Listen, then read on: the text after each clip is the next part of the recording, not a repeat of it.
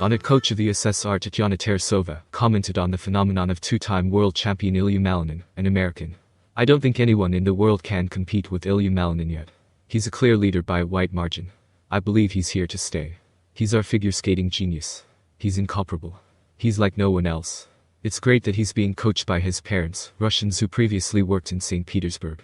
Tarasova said in an interview with RIA Novosti. Malanin won the ISU Grand Prix final. He received a combined score of 332.20 points from the judges for his two programs. The 21-year-old is the first skater in history to successfully land a quadruple axel in international competition. An American athlete also won the previous two ISU Grand Prix finals, 2023 and 2024. The US Figure Skating Championships ended with a triumph for Russian names. On the men's podium were Malanin, Torgashev, and Naumov. How did this happen? In fact, this trio hasn't met for the first time on the podium at a national championship. But there's an important nuance. There were 4 podium places at the tournament, and Naumov has finished 4th for 3 seasons in a row.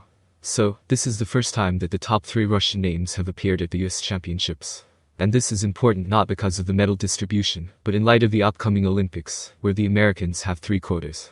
There's no doubt that Olympic cycle leader Ilia Malinin will go to the Games. The remaining participants will be announced before the exhibition competitions at the US Championships. Considering the disappointing 8th place finish of Jason Brown, the most experienced and skilled member of the US team in components, the chances of a Russian trio are increasing. Ilia Malinin hardly needs an introduction. The best figure skater of recent seasons, a 2-time world champion, now a 4-time US champion, a world record holder, and a quad god. Ilia is the son of Russian figure skaters Tatyana Malinina and Roman Skirnyakov. His mother was born in Novosibirsk, where she began training under his father, also a figure skater, and competed internationally under the flag of Uzbekistan. She won the 4 Continents Championships, the Grand Prix final, and finished 8th at the 1998 Olympics. His father is from Sverdlovsk, now Yekaterinburg. In 1996, he transferred from the Russian national team to the Uzbekistan team. Roman's results are more modest than his wife's. 19th place at 2 Olympics and 1 top 15 finish at the World Championships. A pivotal moment in the lives of Malinina and Skirnyakov was the move of the Uzbekistan team, coached by Igor Xenofontov, to the United States. Tatyana and Roman stayed there after retiring, got married, and had a son, Ilya, in 2004. Malanin has never been to Russia, but he speaks Russian and feels 30% Russian. At the 2026 US Championships, Ilya didn't attempt any extremely difficult content, no semi-quads or quad axles. But 5 quads in 2 programs were enough to win by an indecent margin of 57 points. Torgashev has been to Moscow and even Cernsk. Andrew Torgashev is 3 years older than Malanin. The silver in St. Louis is his 3rd US Championship medal, 0-1. He competed twice at the World Championships, but never even made it into the top 20. Perhaps he'll have better luck at the Olympics. Andrew is the son of Soviet figure skaters Ilona Melnichenko and Artem Torgashev. Melnichenko was born in Odessa and competed under the Soviet flag throughout her career. In ice dance with Gennady Kaskov, she won the 1987 World Junior Championships and the 1991 Universiade. The pair also won bronze at the 1991 USSR Championships. Torgashev also only saw the USSR national team. He competed with Ekaterina Muragova. They won 2 medals at the World Junior Championships.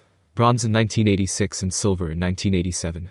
Melnichenko earned a bachelor's degree from the Odessa State Institute of Physical Culture, ODZHIK, and Torgashev from the Moscow State Institute of Physical Culture, now MGAFK.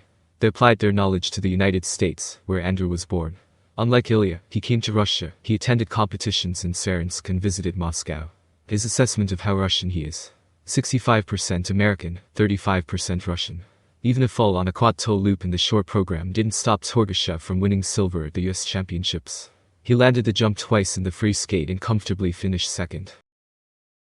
Naumov. He feels 50% Russian.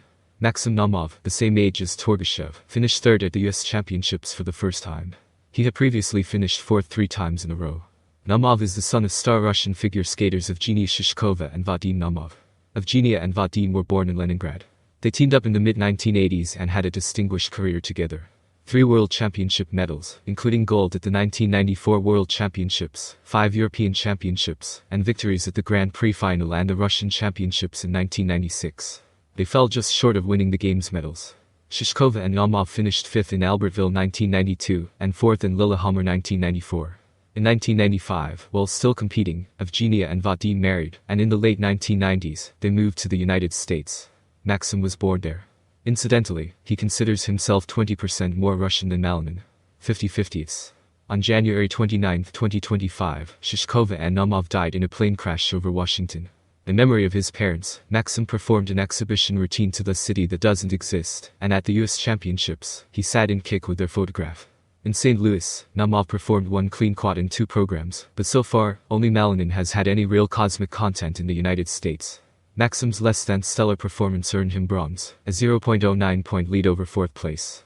The Canadian Championships were held concurrently with the US Championships in Gatineau. Another skater with a Russian surname, Steven Gogolev, won gold there. Like the top 3 Americans, he was born in North America to Russian immigrants Igor and Irina Gogolev. But his path took a different turn.